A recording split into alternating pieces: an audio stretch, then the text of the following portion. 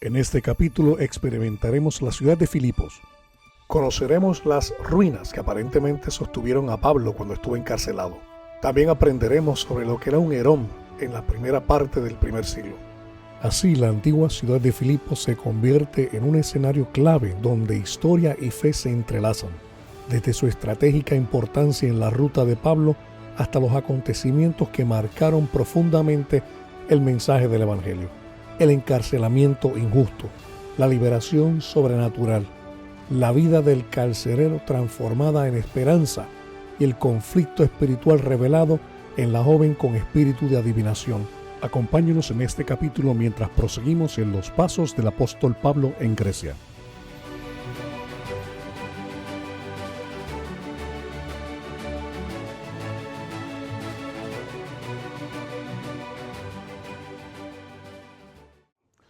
Nos encontramos en Aigai, la antigua capital de Macedonia.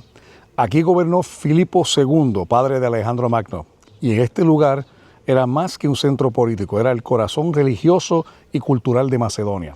En este tumulto monumental alberga los restos atribuidos a Felipe II, que fue descubierto en el 1977 por el arqueólogo Manolis Andronikos. Las inscripciones, la iconografía y los objetos funerarios revelan un rey con visión de eternidad, aunque sin la esperanza del Evangelio. Y a pocos kilómetros de aquí, Alejandro Magno fundó una ciudad en honor a su padre, Filipos.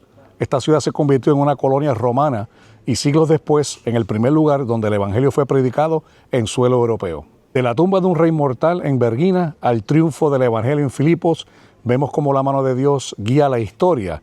Lo que comenzó con una espada, culminó con una cruz. Las tumbas de Vergina revelan una cultura obsesionada con poder, linaje, gloria, victoria militar, inmortalidad simbólica. Dentro de ella hallamos tesoros arqueológicos que fueron descubiertos recientemente. Los mismos nos presentan la opulencia del tiempo.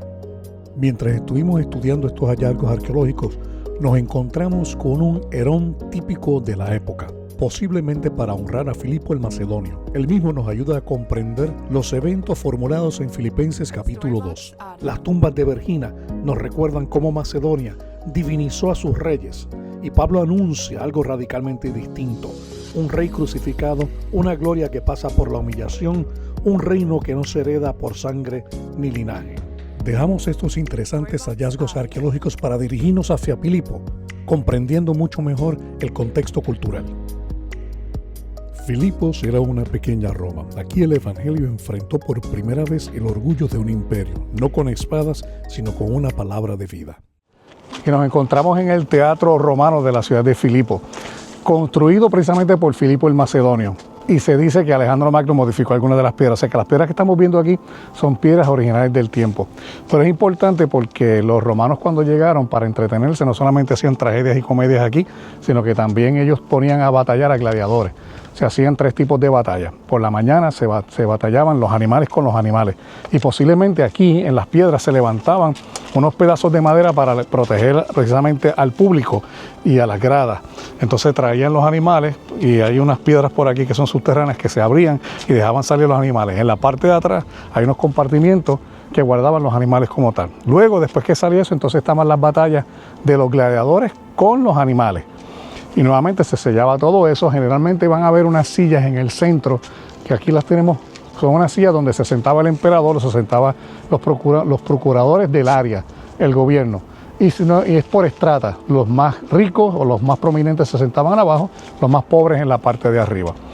Entonces, después que se hacía la batalla de los animales, la batalla de los gladiadores con los animales, después venía la batalla de los gladiadores con los prisioneros, lo cual no había competencia porque los gladiadores sabían pelear, los prisioneros no, hacía que era un derrame de sangre lo que tenían acá. Pablo en el capítulo 4 de Filipenses es interesante porque él empieza a hablar de dos mujeres que están peleando. Y el lenguaje que utiliza Pablo para ese tipo de pelea es el lenguaje que se utilizaba para gladiadores. Pablo en el capítulo 4, él dice, mira, tengo a Evodia, y el nombre de la otra señora no recuerdo, que están peleando entre sí. Y ellas eran colaboradoras conmigo, ellas peleaban conmigo como un gladiador, sin embargo ahora están peleando entre ellas. La idea era de que usted tenía un grupo de gladiadores que se protegían la espalda los unos a los otros. Ahora imagínense, venga hermano, está Armando, venga acá un segundito. Imagínese que usted tiene una espada y se está defendiendo para allá, y yo estoy de espaldas a usted, yo estoy defendiendo para acá. Yo le estoy defendiendo las espaldas a él porque estoy protegiéndolo y él me está protegiendo mis espaldas. Pero lo que Pablo está diciendo es que este tipo de gladiadores era que en un momento yo tropezaba con el hermano Armando y me viraba y empezaba a atacarlo a él. Imagínense lo ridículo que va a ser eso. Es como yo le diga, pero mire ¿cómo usted va a hacer esto? Y usted se empieza a pelear, él se vira, teniendo nosotros fieras y bestias que nos están atacando a nosotros.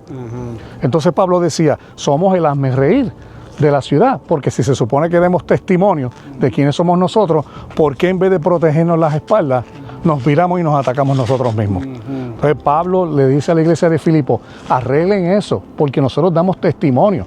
Y cuando hay conflictos dentro de la iglesia de esa manera, es como si estuviésemos cayendo en lo ilógico de batallar contra nosotros mismos, que tenemos no solamente la pelea entre nosotros, sino tenemos las fieras que vienen a atacarnos a nosotros también. Y que hacen las gradas, se ríen de nosotros. Por ende, cuando dice que nosotros somos embajadores del reino, es porque damos testimonio aquí con lo que hacemos y cómo nos comportamos el uno al otro. Y esa es la importancia de eso que tenemos aquí. Mientras nos encontrábamos caminando hacia la cárcel del apóstol Pablo, nos encontramos en medio un herón griego. Y aquí esto es bien interesante porque estas escaleras es lo que se llama un herón. ¿Se acuerda que ayer en la tumba de Filipo estábamos hablando sobre lo que era un herón, ¿verdad? Y el herón era un altar que se realiza a personas que logran grandes hazañas, quieras decir Hércules, Prometeos o algo así. ¿Y cómo lo obtenían? Lo obtenían haciendo esas grandes hazañas. Generalmente la gente lo que hacía era que aplastaba a otro para ellos subir. Entonces posiblemente están diciendo que estas son las escaleras para subir al herón de Filipo II. Y como Filipo II no era cualquier persona, pues se dice que en honor a la ciudad de Filipo se le puso el nombre a Filipos como tal. Y se dice que este era el herón de Filipos. Pero nuevamente, ¿cómo se obtenía? Aquellas personas que eran extremadamente con unas hazañas bien grandes, generalmente terminan aplastando a otros. Pablo en el segundo capítulo de Filipenses empieza hablando con un himno que se cantaba aquí que se llama el Carmen Christi. Y el himno decía, haya pues en vosotros este sentir que hubo también en Cristo Jesús, el cual siendo en forma de Dios no estimó el ser igual a Dios como cosa que aferrarse, sino que se despojó de sí mismo tomando forma de siervo y estando en la condición de hombre, sin una muerte y muerte de cruz, por lo cual Dios lo exaltó hasta lo sumo y le dio un nombre que está sobre todo nombre, para que en el nombre de Jesús se doble toda la rodilla de los que están en los cielos, en la tierra y debajo de la tierra, y toda lengua confiese que Jesucristo es el Señor. Cuando usted analiza lo que Pablo estaba diciendo allí, es que no nos pongamos por encima de nadie, haciéndonos altares nosotros mismos para que la gente nos alabe y todo eso. El mensaje cristiano es humillados bajo la poderosa mano de Dios. Y el ejemplo de humillación fue precisamente lo que el apóstol Pablo dijo, ¿verdad? Haya en vosotros este sentir que hubo también en Cristo Jesús. El que lo tenía todo, el que podía gloriarse, se humilla para tomar forma de siervo y morir una muerte y muerte de cruz. Por ende, el herón que tenemos aquí, que es de Filipo, se traía aquí para ofrecerle culto a Filipo, para darle pleitesía a Filipo, porque era un gobernante extremadamente poderoso. Pero el mensaje de Pablo es todo lo contrario. En vez de nosotros humillar a otros para ponernos arriba, es humillándonos a nosotros humillando a otros para nosotros exaltarnos. Es todo lo contrario, humillándonos para levantar a otros. Por eso dice que tengas mayor consideración de otros que de ti mismo. Y el mensaje del cristianismo es poner a otros antes de uno mismo. Entonces, les voy a enseñar cómo se veía este herón en aquella época. Luego de esta enseñanza, caminamos hacia el Agora Romano. Aconteció que mientras íbamos a la oración, nos salió al encuentro una muchacha que tenía un espíritu de adivinación, la cual daba gran ganancia a sus amos adivinando. Esta, siguiendo a Pablo y a nosotros, daba voces diciendo: estos hombres son siervos del Dios Altísimo, quienes os anuncian el camino de salvación. Y esto lo hacía por muchos días. Mas desagradando a Pablo, éste se volvió y dijo al espíritu: te mando en el nombre de Jesucristo que salgas de ella. Y salió en aquella misma hora. Pero viendo sus amos que había salido la esperanza de su ganancia, prendieron a Pablo y a Silas y los trajeron al foro ante las autoridades. Y presentándolos a los magistrados, dijeron: estos hombres, siendo judíos, alborotan nuestra ciudad y enseñan costumbres que no nos es lícito recibir ni hacer, pues somos romanos.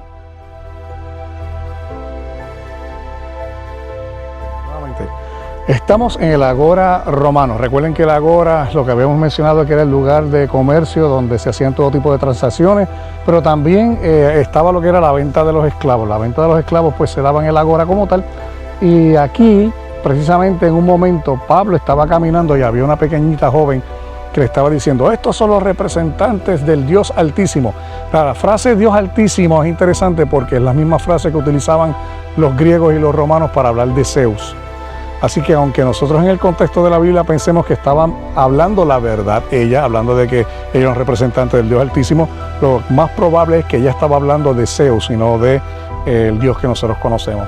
Pablo termina reprendiendo al espíritu, y es interesante que el espíritu que tiene se llama el espíritu de adivinación, lo cual estoy de acuerdo que era una mujer que adivinaba, pero la palabra que utiliza en griego es pithia. Y ya vimos, ¿verdad? Estuvimos en el lugar donde está el oráculo de Delfi, donde habían personas que se hacían esclavas y se hacían sacerdotisas de Apolos. Y se le llamaban pitonisas precisamente por el nombre de Pitón, que era la serpiente que había matado a Apolos, que se entregó nuevamente, o se enterró en el medio del foro y el templo de Apolo. Y su cuerpo, cuando estaba en descomposición, pues se dice que brindaba unos gases que eran alucinogénicos. Y de ahí el oráculo de Delfi. Posiblemente esa niña vino aquí como esclava. Es interesante que se dice que en aquella época aproximadamente 1/3 de las personas eran esclavos. Eran 70 millones de personas que tenía el imperio en aquel momento. Estamos hablando que por lo menos 20 millones de personas eran esclavos en el imperio romano. Es una gran cantidad. Y nuevamente se hacían esclavos porque tenían una deuda, nacían como esclavos, eran prisioneros de guerra, o simplemente se entregaban para ser esclavos y pagarle a un amo como tal. Esta niña, que es una niña que se dice que era entre 7 a 13 años, pues era esclava de estos hombres. ¿Qué sucede? Cuando fue Pablo y espió el espíritu maligno, ya ellos no recibían dinero, lo cual era extremadamente peligroso en esta época porque la gente no tenía mucho dinero y esa era su manera de sostenerse. Así que ellos tomaron a Pablo y lo llevaron a un lugar que se llama el Bema. Y entonces se lo llevan ante el magistrado y el magistrado los azota y los meten dentro de una cárcel. Esa cárcel todavía la podemos ver aquí. Y luego entonces a la medianoche Pablo se encontraba cantando con Silas y un gran temblor sacudió a la prisión, lo cual se abrieron todas las puertas y los prisioneros se mantuvieron allí. El carcelero se iba a quitar la vida y Pablo le dice: no te quites la vida, estamos todos aquí. El carcelero luego se convierte, le invita a su casa y vemos lo que sucede más adelante. Pablo continúa desde aquí a la ciudad de Tesalónica y en Tesalónica también se encuentra con una oposición.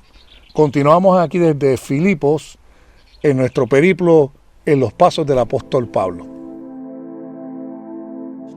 Esto es lo que se conoce como el trono Bema. Se supone que esto tuviera unas piedras hasta acá arriba, hasta este nivel, y entonces desde aquí se proclamaban los procónsules y daban información para el pueblo, pero también se hacían juicios. Recuerden que hubo un tumulto para sacar a Pablo y a Silas porque habían exorcizado a una joven. Entonces los dueños se unieron para hacerle una trampa. Los trajeron a ellos, a los dos, aquí frente al Bema, y el Bema allí, el magistrado, hizo un juicio. Como funcionaba era que había unas personas que caminaban con el magistrado con unas varas que eran aproximadamente de unos 6 pies de altura y eran medio flexibles. Y entonces como funcionaba era que si los magistrados determinaban que usted era culpable en un momento, a usted lo castigaban en el momento. Así que cuando el magistrado le dijeron que lo que había sucedido y se habían quejado de que había exorcizado a esta niña y ellos perdieron su salario, el magistrado lo que hizo fue que le dijo a las personas que estaban cargando las varas, que las varas se llaman lictors, y que azotaran a Pablo y a Silas en el momento. Así que tomaron unas varas y aquí delante de todo el mundo, en el agora, los azotaron, y el azote era extremo, a nivel de que trataban de ponerte como discapacitado. Pablo, me imagino que entonces desde aquí se lo llevan con cadenas hasta la prisión, y la prisión, interesante, que las cadenas que le ponían a los presos, específicamente los pies, estiraban los pies hasta el punto casi de dislocarse, y allí se sentaron en dolor y nuevamente con el ardor de las varas que les habían dado. Les voy a mostrar unas fotografías de cómo se veían monedas que representan al magistrado con los lictors, que son las varas que se le daban a Pablo. Pero Bema, nuevamente, es el asiento donde el magistrado daba los juicios para las personas que eran culpables. Aquí está lo importante del caso. Pablo, siendo ciudadano romano, no le dice al magistrado aquí: hey, usted no me pueden dar, porque como ciudadano romano yo tengo derecho a que ustedes hagan un juicio, primero que nada, y no me azoten como un criminal. ¿Qué sucede? Si alguien azotaba a un ciudadano romano sin un juicio previo, los magistrados tenían que pagar posiblemente con su vida y su familia también. O eran encarcelados y ellos eran también azotados con los lictors y metidos en prisión. Así que Pablo, no sé por qué no dijo que era ciudadano romano, pero él prefirió recibir el azote antes de decir, no, a mí no me toquen porque yo soy ciudadano romano. Él no pidió ningún privilegio, él simplemente llegó con la culpa, lo acusaron injustamente y entonces fue a la prisión. En la prisión nuevamente ya sabemos lo que pasó, él estaba cantando, hubo un terremoto, fue liberado, pero aquí es donde viene de por qué Pablo quizás no dijo que era un ciudadano romano. Pablo estaba protegiendo a los filipenses. ¿Por qué? Porque cuando el magistrado se enteró de que era un ciudadano romano, si él hablaba, a los magistrados se los llevaban presos, azotados y hasta matar. Por eso los magistrados por la noche vinieron y le dijeron al carcelero, no, déjalo que ellos se vayan por la mañana. Y que Pablo dijo, no, a mí me azotaron en público, que vengan ellos y me saquen. ¿Qué pasa? Pablo tiene un as debajo de la manga, porque si cualquier cosa le pasaba a cualquiera de los miembros de la iglesia de Filipo, Pablo lo que tenía que hacer era hablar y decirle, este magistrado hizo esto conmigo. Así que en otras palabras, él, a través de quedándose callado, protegió a los filipenses por si ellos necesitaban alguna ayuda, alguna protección. Él lo que tenía que hacer era abrir la boca y esos magistrados quedaban muertos y sus familias muertos. Así que estos magistrados posiblemente no se metían con los cristianos de Filipo porque Pablo tiene una gran carta debajo de la manga, precisamente por no decir que era ciudadano romano. Y se golpeó el pueblo contra ellos y los magistrados, rasgándole las ropas, ordenaron azotarles con vara. Después de haberles azotado mucho, los echaron en la cárcel, mandando al carcelero que los guardase con seguridad, el cual, recibido este mandato, los metió en el calabozo de más adentro y les aseguró los pies al cepo. Pero a medianoche, orando Pablo y Silas, cantaban himnos a Dios y los presos los oían. Entonces sobrevino de repente un gran terremoto, de tal manera que los cimientos de la cárcel se sacudían, y al instante se abrieron todas las puertas y las cadenas de todos se soltaron. Despertando el carcelero y viendo abiertas las puertas de la cárcel, sacó su espada y se iba a matar, pensando que los presos habían huido. Mas Pablo clamó a gran voz diciendo, no te hagas ningún mal, pues todos estamos aquí. Entonces, pidiendo luz, se precipitó adentro y temblando se postró a los pies de Pablo y Silas, y sacándolos les dijo, señores, ¿qué debo hacer para ser salvo? Y ellos dijeron, cree en el Señor Jesucristo y serás salvo tú y tu casa.